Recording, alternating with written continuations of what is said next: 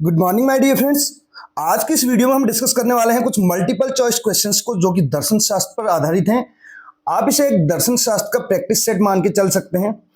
और आज तक जितने भी टॉपिक्स हमने कवर कराए थे उत्तराखंड एलटी के अगर पार्ट 1 की बात करें तो उन पे आधारित ये क्वेश्चंस हमने तैयार किए हैं। जितने भी टॉपिक्स आज तक कवर कराए गए थे उन पे डीप स्टडी करने के बाद ही इन क्वेश्चंस को प्रिपेयर किया गया है। यहाँ पर वीडियो अगर आपको पसंद आती है तो अधिक से अधिक शेयर कीजिएगा। अगर आप चाहते हैं कि इस तरीके के प्रैक्टिस सेट आपको कंटिन्यू यहाँ पे प्रोवाइड किए जाएं तो इसके लिए आपका रिस्पांस बहुत हद तक मायने रखने वाला है। तो स्टार्ट करने वाले हैं। पहला क्वेश्चन आप देखिए, स्वामी विवेकानंद ने ज्ञान को दो भागों में बांटा है। स्वामी विवेकानंद जी की अगर बात की जाए तो इन्होंने ज्ञान को दो भागों में बांटा है। ये तो ठीक है, लेकिन वो दो भाग कौन कौन से हैं ये हमें बताना है। तो हमारे पास ऑप्शंस यहाँ पे हैं, आप देख सकते हैं। पहला ऑप्शन है भौतिक ज्ञान, दूसरा है आध्यात्मिक ज्ञान, तीसरा है सामाजिक ज्ञान और चौथा ऑप्शन है डी ऑप्शन ए व बी दोनों। तो अगर स्वामी विवेकानंद जी की बात की जाए तो ये मैन मेकिंग एजुकेशन की बात करते हैं। ये वेदांत दर्शन के लिए जाने जाते हैं जो कि हम ऑलरेडी कवर कर चुके हैं अपनी पुरानी वीडियोज के माध्यम से। तो इसका जो करेक्ट आंसर हो जाएगा वो क्या हो जाएगा, ऑप्शन नंबर डी हो जाएगा। ये बात करते हैं भौतिक ज्ञान और आध्यात्मिक ज्ञान की। तो इन्होंने ज्ञान को दो भागों में बांटा हुआ है जिसमें भौतिक ज्ञान और आध्यात्मिक ज्ञान शामिल है। बढ़ेंगे नेक्स्ट क्वेश्चन की ओर। सेकंड क्वेश्चन भी है भैया, किसने कहा है शिक्षा ऐसी होनी चाहिए जिसके द्वारा चरित्र का गठन हो, मन का बल बढ़े, बुद्धि का विकास हो और मनुष्य स्वावलंबी हो बने। यह स्टेटमेंट किसका है ये पूछा जा रहा है हमसे। दयानंद सरस्वती, स्वामी विवेकानंद, महात्मा गांधी जी, रविन्द्रनाथ टैगोर। तो स्वामी दयानंद सरस्वती किसके लिए जाने जाते हैं आप कमेंट बॉक्स के जरिए जरूर बताइएगा। स्वामी विवेकानंद जी के बारे में हम ऑलरेडी बता चुके हैं। महात्मा गांधी जी और इसके अलावा रविन्द्रनाथ टैगोर, इन पे आधारित वीडियोज भी हमने अपलोड की हुई हैं चैनल पे, तो आप उनको भी वॉच कर सकते हैं।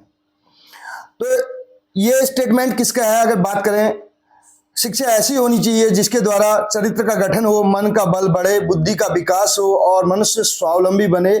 ये स्टेटमेंट किसके द्वारा दिया गया है, ये दिया गया है स्वामी विवेकानंद जी के द्वारा। बी ऑप्शन यहां पर हमारा करेक्ट हो जाएगा। बढ़ेंगे नेक्स्ट क्वेश्चन की ओर। क्वेश्चन नंबर 3 हमारे पास है, किसके दार्शनिक चिंतन को विश्वबोध दर्शन की संज्ञा दी जाती है। तो किसके जो दार्शनिक चिंतन की अगर बात की जाए तो उसको विश्वबोध दर्शन के नाम से जाना जाता है। स्वामी विवेकानंद, रामकृष्ण परमहंस, रविन्द्रनाथ टैगोर, श्री अरविंदो। चार ऑप्शन हमारे पास हैं, हमें बताना है इस क्वेश्चन का करेक्ट आंसर।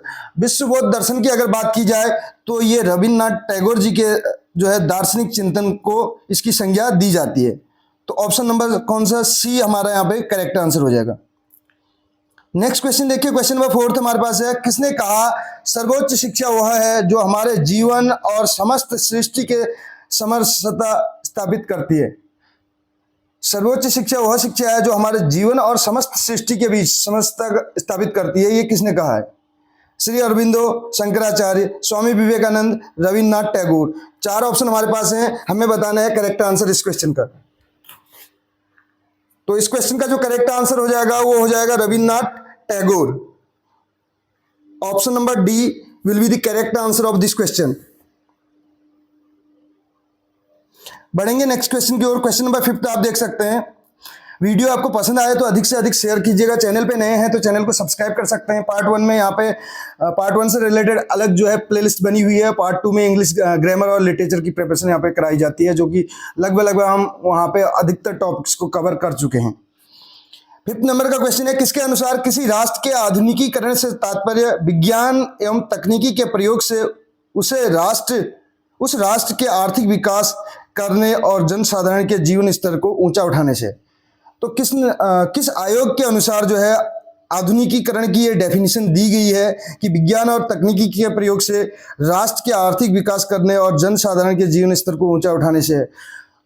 तो अगर बात की जाए ये स्टेटमेंट जो है, ये अगर बात करें तो ये किसने अपने प्रतिवेदन में दिया था, तो ये दिया था कोठारी आयोग ने। अब आपके लिए एक यहाँ पे क्वेश्चन है, आपको ये जो 4 के 4 आयोग हैं इनका टाइम पीरियड बताना है। कौन से टाइम पीरियड में ये आयोग आए हुए थे। मुदालियर यानी कि माध्यमिक शिक्षा आयोग जिसको कहा जाता है। राधा कृष्ण आयोग की बात भी हम कर चुके हैं, स्वतंत्र भारत का पहला जो आयोग है ये। कोठारी आयोग और हंटर कमीशन इन चारों का आपको जो है टाइम पीरियड बताना है, कौन से टाइम पीरियड पे ये आयोग जो है आए थे। क्वेश्चन नंबर 6 है, यहाँ पर प्रकृतिवाद का नारा था, नेचुरलिज्म जिसको बोला जाता है इंग्लिश में, इसका स्लोगन क्या था? बैक टू नेचर, प्रकृति की ओर लौटो, लर्निंग बाय सेल्फ एक्सपीरियंस यानी कि स्व अनुभव के द्वारा सीखना, एजुकेशन थ्रू सेंसेस, जो शिक्षा है वो किसके द्वारा? ज्ञानेंद्रियों के द्वारा शिक्षा प्राप्त करना, ज्ञान की जो इंद्रियां हैं उनके द्वारा, ऑल ऑफ द अबव या उपरोक्त सभी। तो प्रकृतिवाद के अगर नारे की बात की जाए तो ये 3 के 3 नारे थे इसके प्रकृतिवाद के। पहला नारा था बैक टू नेचर, प्रकृति की ओर वापस लौटो करके। दूसरा था स्व अनुभव के द्वारा सीखना यानी कि खुद के अनुभव से सीखना। और तीसरा था एजुकेशन थ्रू सेंसेस यानी कि सेंस ऑर्गन के द्वारा जो है एजुकेशन प्राप्त करना। प्रकृतिवाद का जो संस्थापक है या प्रकृतिवाद के जनक के रूप में किसको जाना जाता है? ये क्वेश्चन भी बहुत ही इजी क्वेश्चन है आपके लिए, तो इसका भी आप आंसर जरूर दीजिएगा। ये जितने भी वाद है, प्रकृतिवाद, यथार्थवाद, आदर्शवाद और इसके अलावा चौथा वाद कौन सा है? पहले नंबर का प्रकृतिवाद हो गया, दूसरा आदर्शवाद हो गया, तीसरा यथार्थवाद हो गया, चौथा प्रयोजनवाद जिसको व्यवहारवाद के नाम से भी जाना जाता है। इन चारों के फादर कौन है, संस्थापक कौन है, ये आपको बताने कमेंट बॉक्स के जरिए। नेक्स्ट क्वेश्चन देखिए, क्वेश्चन नंबर 7 है, किसने कहा था एक शिक्षित एवं सभ्य स्त्री अपने पति, बच्चों, पूरे परिवार एवं नौकरों सभी के लिए प्लेग का रोग है? यानी कि एक शिक्षित स्त्री को जो है प्लेग के रोग से यहाँ पर किसने कंपेयर किया था? किसने प्लेग का रोग कहा था एक शिक्षित स्त्री को? तो प्लेटो, रूसो, अरस्तु, सुकरात। आप क्वेश्चंस का लेवल देखिए, आपको रियल में लगेगा कि हाँ टॉपिक्स को पूरा डिटेल में स्टडी करने के बाद वहां से क्वेश्चंस बनाए गए हैं।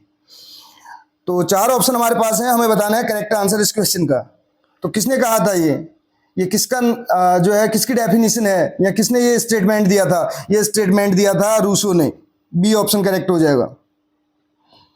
क्वेश्चन नंबर 8 हमारे पास है, कौन बच्चों को बलशाली बनाने पर बल देते थे और शारीरिक दुर्बलता को पाप की जननी मानते थे? यानी कि जो फिजिकल वीकनेस है उसको जो है पाप की जननी कौन मानते थे और बच्चों को बलशाली बनाने पे बल देते थे? अरस्तु, रूसो, सुकरात, विवेकानंद। 4 ऑप्शन हमारे पास है, क्वेश्चन नंबर 8 का आंसर हमें बताना है। तो ये स्टेटमेंट भी रूसो का था, ऑप्शन बी जो है करेक्ट हो जाएगा।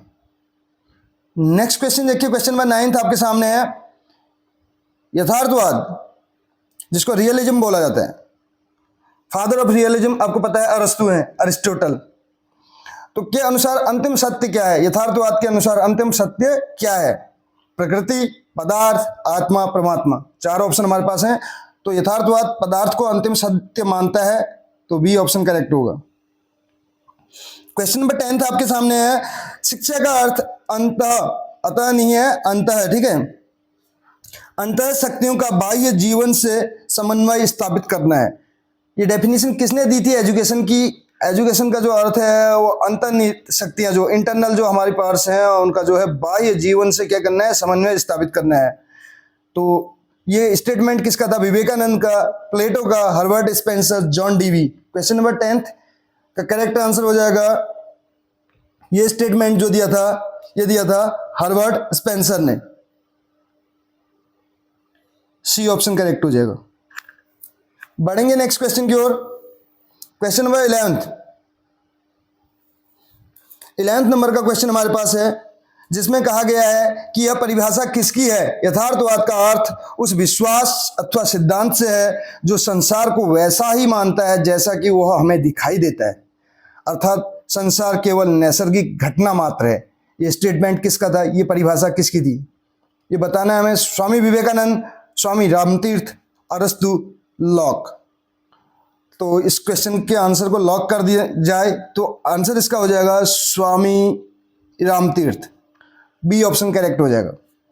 तो यथार्थवाद की डेफिनेशन भी यही है वैसे, अगर कहा जाए जैसा हमें दिखाई देता है, जो जैसा हमें दिखाई देता है उसको उसी रूप में ये मानता है, ठीक है। क्वेश्चन नंबर 12 है आपके सामने है, वेदांत दर्शन का मुख्य स्रोत माना जाता है।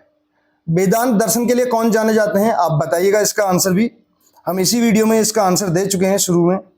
वेदांत दर्शन का मुख्य स्रोत माना जाता है ज्योतिष को, शिक्षा को, व्याकरण को, उपनिषद को।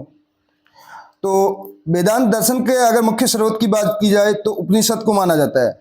और उपनिषद का शाब्दिक अर्थ क्या होता है, ये क्वेश्चन आपके लिए। आप भी अपने लेवल को चेक कर सकते हैं इन क्वेश्चंस का आंसर यहाँ पे प्रोवाइड करके। अगर आपको नहीं आते हैं अगर इन क्वेश्चंस के आंसर, तो आप इनको नोट डाउन कर सकते हैं हमारी पुरानी वीडियोज को वॉच करके। विद्यालय को बाल मंदिर के समान किसने माना है? विद्यालय को जो है बाल मंदिर किसने माना है? विवेकानंद जी ने, रविन्द्रनाथ टैगोर जी ने, श्री अरविंदो ने, गिज्जू भाई बधेका ने। तो विद्यालय को बाल मंदिर की अगर बात की जाए तो गिज्जू भाई बधेका जी ने माना है। और इनका पूरा नाम क्या है गिज्जू भाई बधेका का, ये भी आपके लिए क्वेश्चन है। गिज्जू भाई बधेका जिसको आप लोगों के द्वारा बहुत पसंद किया जा रहा है उत्तराखंड, अगर एलटी के सिलेबस की बात करें तो पहले ये वीडियो थी जो हमारे चैनल पे जिसको बहुत ज़्यादा आप लोगों का जो है प्यार और सहयोग मिला और अभी भी मिलता आ रहा है। आगे देखिए क्वेश्चन नंबर 14, विद्यालय समाज का लघु रूप होता है, यह कथन किसका है? विद्यालय जो है समाज का लघु रूप होता है, ये कथन किसका है? किसने कहा? किलपैट्रिक ने, रूसो ने, प्लेटो ने, जॉन डीवी ने। आपको पता है किलपैट्रिक प्रोजेक्ट मेथड के लिए जाने जाते हैं, रूसो प्रकृतिवाद के जनक हैं, प्लेटो जो है आदर्शवाद के जनक हैं, जॉन डीवी प्रयोजनवाद के लिए जाने जाते हैं, प्रैग्मेटिज्म के लिए। तो विद्यालय समाज का लघु रूप होता है, ये किसने कहा है? जॉन डीवी ने कहा है। और जॉन डीवी के शिष्य का नाम क्या था, ये भी आप बताएंगे। आपके लिए यहाँ पे बहुत सारे क्वेश्चंस हम छोड़ के गए हैं, इनका आंसर आप जरूर दीजिएगा। जिस कार्य को करने से मनुष्य को सुख मिलता है उसे वह स्वीकार करता चलता है। जिस कार्य को करने से मनुष्य को सुख मिलता है उसे वो करते रहता है, कहने का मतलब है। और जिस कार्य को करने से उसे कष्ट होता है उससे वह दूर हटने की कोशिश करता है या उसे त्यागता चलता है। इसे ही सुख दुख के सिद्धांत के नाम से जाना जाता है। क्वेश्चन ऐसे भी बन सकता है, जिस कार्य को करने से मनुष्य को सुख मिलता है उसे वो स्वीकारता है, उसे करता चलता है, और जिस कार्य को करने से उसे कष्ट होता है उसे वो त्यागता चलता है। इसे किस सिद्धांत, इस सिद्धांत को किस नाम से जाना जाता है? तो सुख दुख के सिद्धांत के नाम से इसे जाना जाता है। अब ये सिद्धांत किसने दिया है, ये क्वेश्चन यहाँ पे हमसे पूछा जा रहा है। Rousseau, Herbert Spencer, Emile, Charles Darwin. 4 option हमारे पास हैं और बताना है हमें करेक्ट आंसर इस क्वेश्चन का। तो इस क्वेश्चन के अगर करेक्ट आंसर की बात करें तो इस क्वेश्चन का जो करेक्ट आंसर हो जाएगा वो हर्बर्ट स्पेंसर हो जाएगा, बी ऑप्शन करेक्ट हो जाएगा इसका।